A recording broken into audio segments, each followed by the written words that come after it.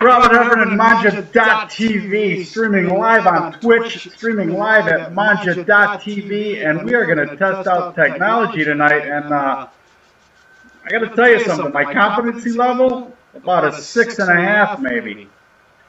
You know, it is the new year, so happy new year, and we're going to get into that later on a New Year's revolution that I have. Can't wait to share it with you. If I forget, please remind me what my New Year's revolution is for 2017. This is Cooking Vamp 90, Ham I Am. Now, before we get into the ham, which I did from scratch for Christmas, we got a great opportunity to chat with my friend Ron from CleanDrop Mobile. Ron is going to do some segments with us this year, hopefully weekly, talking about food safety and many other things food related out there. And tonight we got a special little discussion about bait and switch at your local fast food joint. So without any further ado, let's see if we can't get technology to work. I love it, man. I love technology when it works, right? Ron, I can hear you. Can you hear me? I can hear you, Bob. All right. Ron, once again, we just have a static picture of your beautiful face, not a live video, but you know what? Technology right now, I'm going to take 50% working. That photo of me is kind of like a birth control, poster.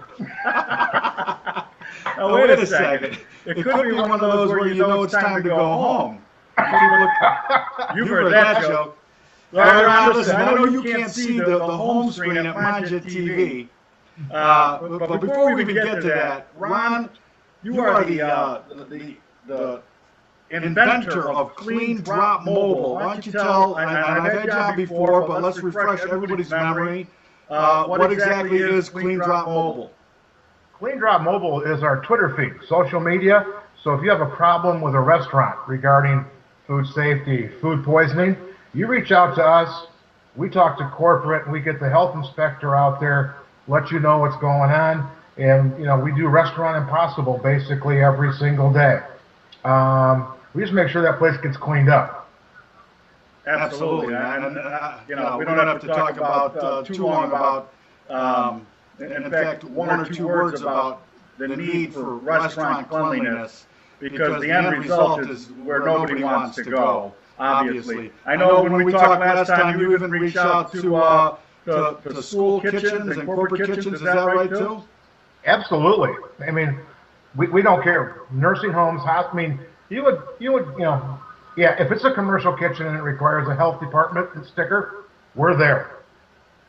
Right on. And you actually reach out to the people and give them the first crack at it, which I think is awesome, to get their ship in order. Is that right? It's two sides to every story. And, sometimes you just have a bad day. There's many reasons. And sometimes a manager just missed something. So reach out to that restaurant. Let franchise know, whether it's mom and pop or McDonald's, that, this is a complaint and a concern. What can we do? Right. They get back to us quickly, and within that same day, get it rectified. We get back to the people who complained. Everybody's happy. If it has to go to that next step, then we just have the health department show up. Right. And it's just that easy. We try to keep it as amicable as possible, and 99% of the time it works out just fine. And the occasional not quite so well. Right. All right, listen, right now on Mangia TV, on the homepage, I am sitting next to a giant, blown-up, beautifully photographed burger. I'm not sure where this one's from. Kind of resembles a Big Mac, definitely two patties. They're just the way the cheese is melting off the gorgeous-looking patties, and the lettuce is just brimming out, and then you can see two slices of perfect tomatoes. I mean, they're perfectly sized for the bun. It's just a gorgeous picture. I mean, I'm salivating sitting next to it. I mean, I'm a good-looking guy, but I'm next to this burger, I'm nothing. It's gorgeous.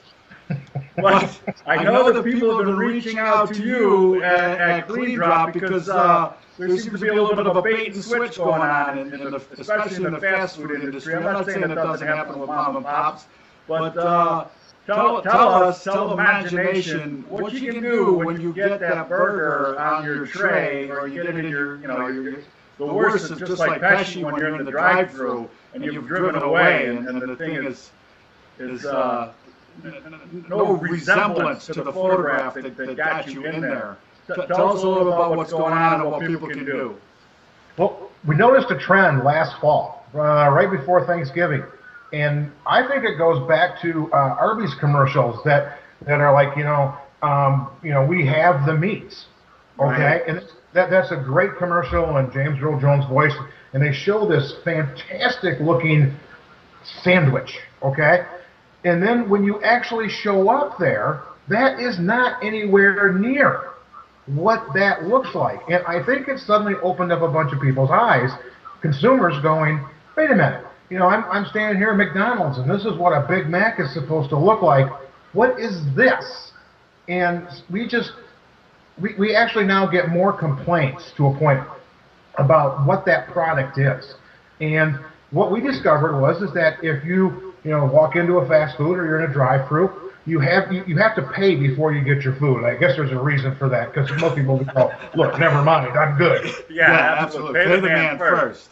That's right, because if you walk into a mom and pop or someplace else, you order, they bring it, then you pay because you're happy. But anyway, right.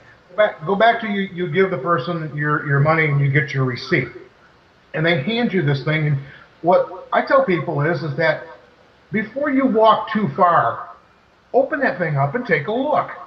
I mean, back like when the days with the boxes and stuff, you could just open it up and take a look. You can still do that, but take a look. And if you don't like it, you have your receipt. You have this thing that they handed you that looks nothing like the photo that they have hanging there, right. Or in most cases up above on the sandwich board, and it shows this wonderful thing.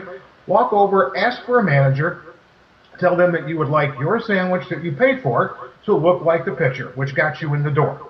And they will, 99.9% of the time, take care of it right there, and it will look like that sandwich. Right. It didn't cost you any more. Just ask. Right. So you're saying to me that they won't go back and just reassemble the burger or spit on it, or where my mind goes when somebody complains. A former floor broker, it's hard for me to get these things out of my head. Well, what they're going to do is, we found, and I've actually done it, is, the manager comes, takes it, and you watch him make it right there. I mean, they want to show you that they're doing it correctly. Right. And there's nothing behind the swinging door. Right. So you're watching it right there. And, it's a much better sandwich. I had one today where a guy sent me one from Burger King. The Whopper, with the tomatoes. Right. You could not find any red on these tomatoes. Oh, don't even get me started with the unripened tomato. Well, it wasn't even yellow. It was kind of like white with this big spine. You know what I'm talking about. Absolutely. Yeah. And the guy's like, "Are you serious?" Not like the beautiful ripe red tomatoes that are in this picture that I'm sitting next to. Glistening little beads of water, and you just can't wait to get into that thing. Right. No, it was like, but whether it's a Subway and they show you this Philly cheese thing on TV, and man, you want one. Right. And then you look at this smash thing that they hand you, and it looks nothing like what it is. And I found that no matter what it is, you just walk up and go, I'm not happy. It doesn't look like the picture. I'd like it to look like the picture. Right. Let me ask you this, because Mangia TV is an on-the-fly, live, interactive situation here. What do you think about going up and when you order, I'll have the number 3, and I'd appreciate if it looks somewhat like the picture that you're showing. I mean, I like to preempt things, come at them right away with it. That works too, but you have to make eye contact with the person taking the order so that they literally will turn around and yell back. Make it look like number 3. I can see it right now. You will not do this at the Wiener Circle, right? No, but you suddenly have a concerned consumer, The other thing is that, you know, you can always go, now, where do I reach out on social media to either complain or praise? Right. You know, what you've just done for me. It does kind of snap them around. It is that carrot and stick thing. Right. That's always kind of fun. But it's really wrong. You know, I mean, went into a dive bar Saturday. You know, it's just a menu. You know, burgers, fries. You know, we got a couple of beers, take it or leave it. One of the best burgers I've had in a long time. You know, $4.80, and the fries were like $1.50. I said I'd like them extra crispy. Not a problem. The burger was perfect. You know, and then they asked me to pay after I'd eaten it and was ready to leave. Right. Yeah. It seems like the way it should be. And you know, dive bars, they stay around because they produce in the kitchen. There's no doubt. And have ice cold beer. One thing about a dive bar, you're never getting a warm beer at a good dive bar. Oh, I didn't have my phone with me, so I couldn't take a picture of my meal. So, I mean, already I'm no longer a millennial. But I'm going back. All right, so people can reach out and share their disappointments and their praises of establishments to CleanDrop, and you'll share them along the social media network. Absolutely. But I'm gonna go back to this place because when the hamburger showed up, and I'm talking it was on a good sized bun, you know, a nice big kind of brioche kind of a deal, and the meat actually stuck out all the way around the bun. What time can I meet you there? I'm starving right now. I'm ready to eat the picture. You know, right, listen, Ron, I got to get to a ham from scratch, a little segue. Thank you so much for stopping by. Obviously, we're going to work on getting you on regularly and talking all things food safety and, you know, people that are hitting it on the park and doing it the right way, and people that need a little kick in the behind. Absolutely. Hey, send us your photos of food you're not happy with. We'll get in touch with corporate for you and move it forward, and you know we'll get someone to come to your house and make you something proper. All right. Well, maybe not quite that good. But. Fantastic. It's Ron from CleanDrop Mobile. CleanDrop Mobile on Twitter. Reach out to him, follow him, share what he's got going on there, and let's keep restaurants safe and actually producing what they're supposed to be producing. Thank you, Ron. Thanks, Bob. Right on. All right, back to scene one. Look at the technology work. Unreal. Unreal right now. Unreal. I feel like Devin Hester as a rookie. It's like the third punch, just coast to coast. Bong. Oh. All right, now listen. Here we go. Part two of this Cooking Vamp 90 is Ham I Am. All right, you know, and so I got a little video I'm going to play, and I'm going to do a little play-by-play along the video of what went on with the ham. I haven't practiced this near enough. I said earlier that coming into tonight's Vamp on a preparation level, the technology was about a 6.5, I was figuring, and the preparation is about a 3.75. Need to step up my game preparation-wise, but I'm going to give it a go. Here is the ham from scratch. Hold on. Here we go. Look at that. 3, 2, 1. Get out of here.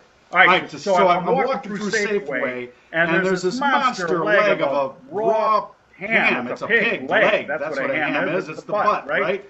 And I'm like, I gotta make a ham from scratch. Can I do this? And the guy's like, for sure, but what am I gonna brine it in? All I had was this big styrofoam container that we got like steaks in the mail or something. And no, that was from Portillo's. That was the container that the Portillo's beef came from. And so here's my problem. I got this big thing, but I have this huge ham. Like, how many gallons of water is this thing going to take? And how many pounds of salt am I going to need to do to brine it? So you know what I did? I just put a slit in the bag here, and I just poured the brine in and kept it in the bag that the ham came from, that the pork butt came in.